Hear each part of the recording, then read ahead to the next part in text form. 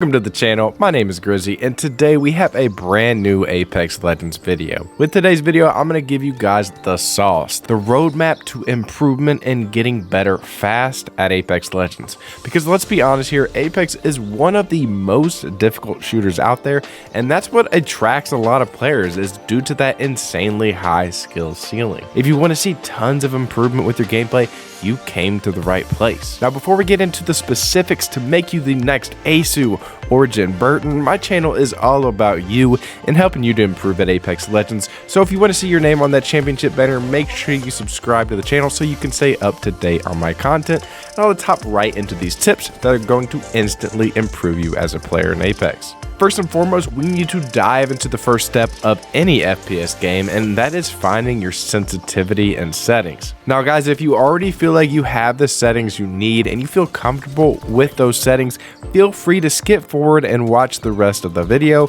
I will have all the tips timestamped in the description so you guys can move forward easily in the video. Now with that being said, sensitivity and settings do not make a player, but they are the foundation that you need to build upon. Don't underestimate spending lots of time in the firing range to try and experiment. Another big key from this section is when you find a sensitivity that you want to try and practice with, it takes hours of muscle memory to truly see if those settings are going to be beneficial to you in the long run. So if you find something that feels pretty good from the start, stick to it for a couple days and even a couple weeks, and don't get into the habit of trying to change your sensitivity constantly. Now I'm going to quickly go into my ALC settings. If you want an in-depth video that covers much more detail, then be sure to check out my ALC settings video that has over 300,000 views, which proves how successful these settings can be.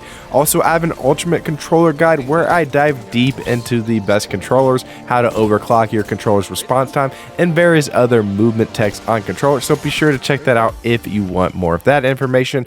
Now, quickly going over my in-game settings, my look ALCs do replicate, or they're very similar to a 5 look sensitivity and a 4 look sensitivity while aiming down your sights. Now getting into the exact numbers for the ALCs, of course we have the custom look controls on. Our dead zone is at 10. In order to get the right dead zone for your controller, drop it down as far as you can and then slowly work it up to where you do not have stick drift. With 10 dead zone, I could still have fine inputs and I could control recoil better. Now 2% outer threshold and a 6% response curve. Response curve matters whether you play linear, classic, or steady. 6 is kind of in that range of steady to classic. My per optic settings are all at 1. Yaw speed 300. Again, these speeds are going to be similar to a 5 look speed. We got 220 pitch speed, 30, 30, 0, 0. ADS yaw 140, ADS pitch 95, 80, 0, 0, 0.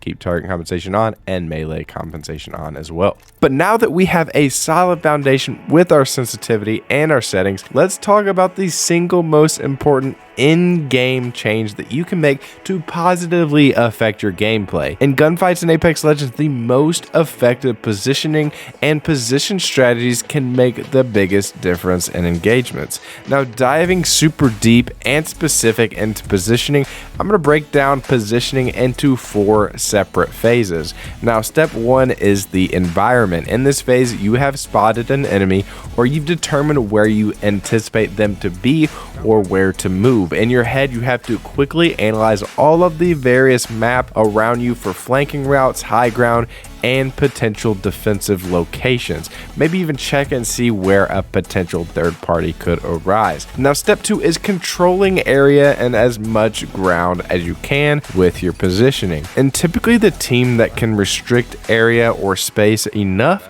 can come out on top. When you have line of sight on an enemy, you place a somewhat movement restriction on them in the areas that you can visibly see. You're denying them space and denying them area where you can take shots. Now, the areas you cannot see are free for the enemy to move safely. Whoever can restrict more space around their enemy's location has the more optimal positioning. Now, working further into the idea of positioning, step 3 is tempo. Now, tempo and the area or space do play hand in hand, and now whoever has more cover to play and change their angles and line of sight, or even the team with many retreat options, can have more control over the tempo of the fight, whether that's a fast or slower tempo. Now, the key with all these points is trying to hold the advantage in space or area and tempo, which can go hand in hand. You clearly have the better position fundamentally and should make the most of it while it lasts. And this brings us to the final point, which is the punish. This will be when your enemy is caught stepping into the space that you control. They are giving up the ability to take cover. They're going to be able to receive open gunfire, and they're probably going to take massive damage. This is something we all must do and sometimes cannot be avoided. Now, this is why pushing an enemy that is low on health is the standard, in hopes that they're too scared to fight while they're low on health, and this gives you the opportunity to move closer for the kill and to take more space. This game's all about trying to take space, close up space, and then get that aggressive tempo for that punish. Now, the ability to spot these punish windows, regardless of your situation, will be one of the main goals as a growing Apex Legends player. Your other challenge will be to minimize opportunities of being punished by your opponents throughout the match. My last main takeaways for positioning in Apex are that a massive mistake I see a lot of players making in game is not fully utilizing corner peeking or head glitching. Corner peeking is a technique that allows you to provide fire for your team while hiding behind cover. When performed properly, you will deal more damage and you will receive less damage. The best weapons to utilize for corner peeking are weapons that are single shot, like the Mastiff or Wingman, and to be truly effective with these weapons and this technique, it's beneficial to peek quickly,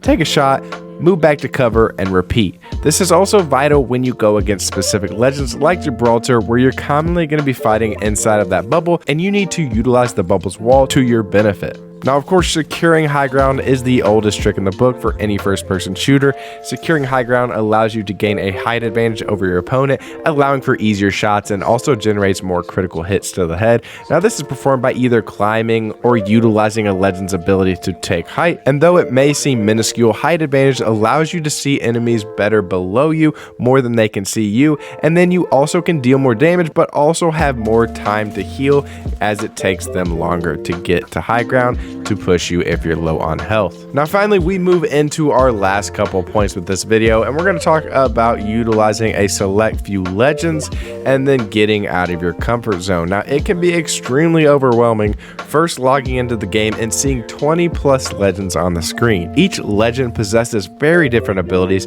that you will need to know how to counter, read, and react to. If you guys are struggling to find a main, I recently put out a couple videos to help you guys to find the perfect legend for you, and I recommend you trying out multiple legends from the start, but then zeroing in on 2 or 3. Being capable with 2 or 3 legends will allow you to be well-rounded if your only legend gets taken, but also playing and experimenting with all the legends can be beneficial in identifying how they want to play and what their true weaknesses are. Now, in regards of getting out of your comfort zone, try dropping hot, try getting in lots of fights. Don't be afraid to use your guns. Don't be afraid to use different weapons that you need to improve with. Maybe you find yourself weak with the Wingman, but try picking up the Wingman. Try to improve with it. Take fights and don't be scared to fight. You miss 100% of the shots you don't take, so go into pubs, look for action, and try to drop high kill games and get better and better each and every game. So guys, there it is. That is my video on how to truly get better at Apex Legends. If you guys enjoyed this video and want to see more videos like this, let me know in the comment section and subscribe to the channel. Also, a like on the video would greatly help out, so I would much appreciate that.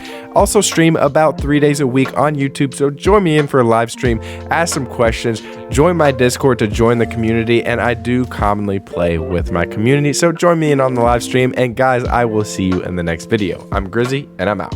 Peace.